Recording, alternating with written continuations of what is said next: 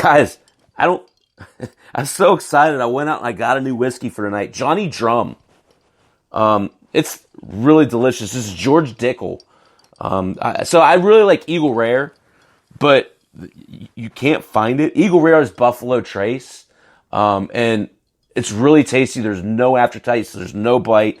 But so I was talking to this owner and she suggested this Johnny Drum. And it is absolutely amazing. It is so smooth. I highly suggest it. If you have the taste for whiskey, Johnny Drum is a really tasty whiskey. Again, I believe it's a George Dickel byproduct. So I just wanted to take a second and say cheers to my friends. Back on point though. So here we are, right? We're through the 40s. Let's look at these 35 plusers though, because I think there's some real value when you look at these guys that were on the cusp last year. There's value here, guys. I gotta keep an eye on time because I want to get to RBIs too. RBI is important. So again, continuing down the path, we're going to talk about values. George Springer had 39 homers, 39.2 ADP. Freddie Freeman, 38, 16. Gleyber Torres has an ADP of 28.6. I love Gleyber, but I'm not going to talk about him. You guys that listen to me often know that I talk about Gleyber often. For this particular shuffling of the cards, if you will, I'm not going to talk about him a whole lot. But those of you guys that don't listen to me all the time, I really like Gleyber Torres and him hitting in the middle of that Yankee lineup this year. But there's really important people to talk about coming up next. Okay? So here we are at the 38 homer threshold. 38 homers is a shit ton of homers, guys. Right? Let me talk about these next three players. Number one, Kyle Schwarber. Had 38 homers last year, guys. So, I just want to take a second and let that sink in. Schwarber's been considered pretty much a bust, right? But if you look at his numbers from last year, straight up, guys, he hit 250. 38 homers, 92 RBIs, and here's the thing. Here's the thing that's important. He hates that fucking leadoff spot. He hates it. And they stuck him there all year. Here's a stat for you. Last year in the leadoff spot, Schwarber hit 229. In any other position in the lineup, he was a 297 hitter. His OBP was 355, which puts him in the top 20. So he's a heady hitter, but he just hates that position. Thanks, Arnie. Appreciate you, brother. Can't wait to talk, buddy. Schwarber's a value, guys. 149.6. Oh, JR Mets. I was talking about that with someone from work the other day. If he got traded.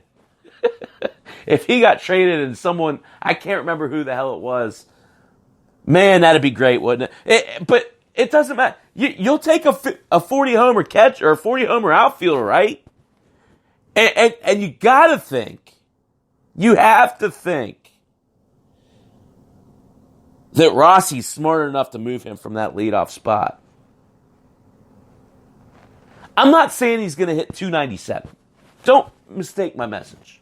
Okay? But I think 250 turns into maybe more of a 260, 270 type hitter. And you throw that with a 40-homer potential. There's value there at 150. 150 ADP leaves you what, in the 16th round? That's crazy to me, right?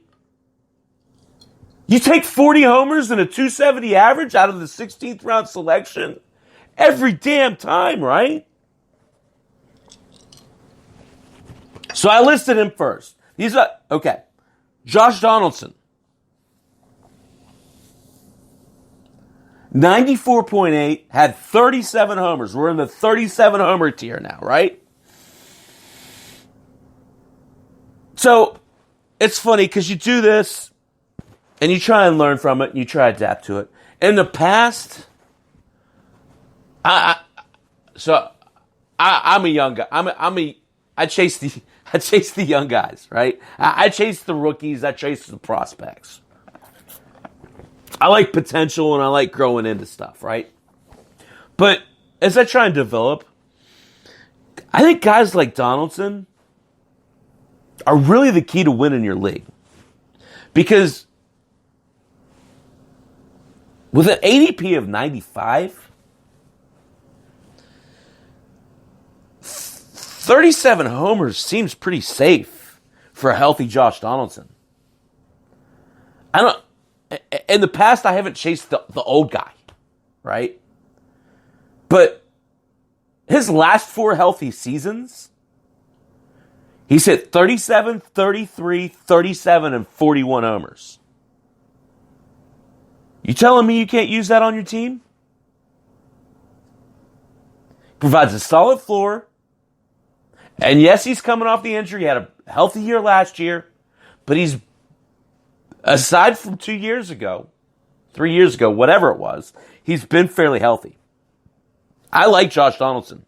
And I love him in his new home in Minnesota. So, at 94, I'd take a chance on him, right? So you see how I broke this down. Good, okay, bad. Josh Bell. Now, those of you guys that know me, that listen to me all the time, you know I'm a Pirates. I don't know. I have a love-hate with the Pirates, right? I grew up near Pittsburgh. Got pissed off at them in general in the late 80s, early 90s. Defected, became a Cubs fan. But, you know, I'm a Steelers fan. I'm from, like I said, I'm from the area, so I kind of have this. It's an interesting relationship. But anyway, I hope the Pirates do well every year. It's going to be a long year for the Pirates, I guess is my point. People remember his first half output. They remember how good he was. Leading the majors and RBIs at the All-Star game. But what people don't remember, post-All-Star game, he hit 232 and 10 homers. So, here's the thing. The reason why I like Bell is the Pirates aren't protecting him at all. Why would you pitch to him in the least? If you're playing the Pirates, he's the only solid, reliable, established player they have. At 37 homers, I don't see him hitting that again. If he gets traded, my opinion of him changes dramatically. I don't think that happens this year, though. The next two guys, 36 homers. The Mats. The swinging A's. I think both of these guys are tremendous values. I'll talk about Chappy first. 88.4 is his ADP. I love Matt Chapman. He really has become one of the best all-around baseball players in the majors. And fact of the matter is, he's better than a 249 hitter. He's better than a 36 homer guy. I look for him to grow in another year mature. He's just 26 years old. I look for him at 27 to really take another leap. And I think 40 homers is a pretty safe floor. Again, given health. He's shown glimpses of being around a 280 hitter. I think if the A's are going to do what we all think they can, he's going to be a big part of it. And I think his numbers take a sharp turn upwards. Look, anyone that studied under Nolan Arenado, they look like the same player, right? He's going to give you this safe, consistent production. And when he's fully healthy and feeling well, I really anticipate about a 20 to 30 point jump in his batting average. And I think the homer 36 is a very safe floor with Chapman. Now, here's the guy. So wait. It's funny. I want to run off from these guys. At 88.4, you're talking about an 8th round pick out of Matt Chapman. I think that's an extreme value. But I think the bigger value here, and you got to spend a little bit more draft capital on Matt Olson. But here's the thing. I don't think we've seen all of Matt Olson. I don't think we've seen all of Matt Olson yet. Again, those of you guys that have listened to me quite a bit know that I like numbers. He's increased in homers the last 3 years. He missed a month plus last year, and he hit 36 homers. 50 homers. I say this knowing what the ramifications, what the brevity, I guess, of it is, right? 50 homers is fairly reasonable out of a healthy full season out of Matt Olson this year. 36 homers in 127 games.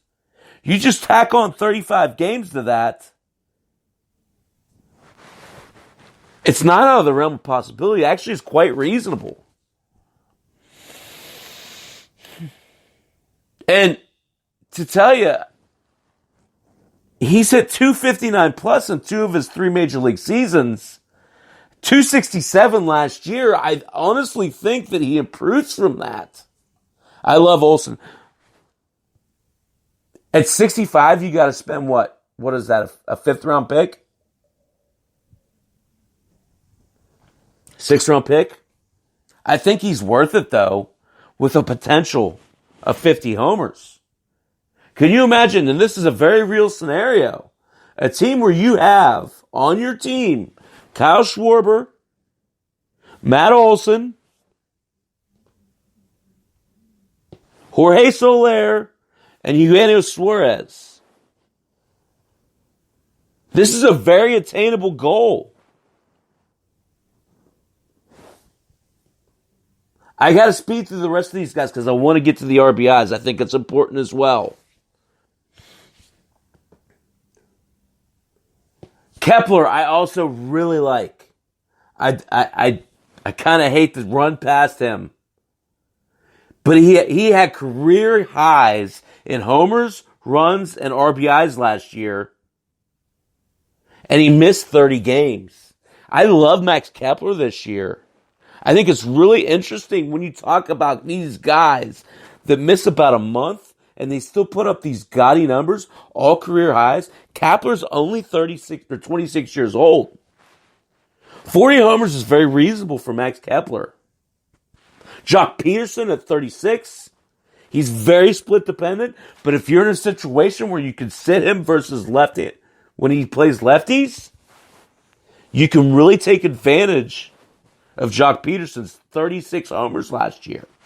Here's a guy I love, Trey Mancini. He had 35 last year. Sorry, Jock Peterson's 207. Max Kepler's 132. So you're talking about what, a 13th rounder and maybe an 18th rounder? Big values there with power, right? Do you guys see a value in doing this? I know I do because these guys put these numbers on the paper already.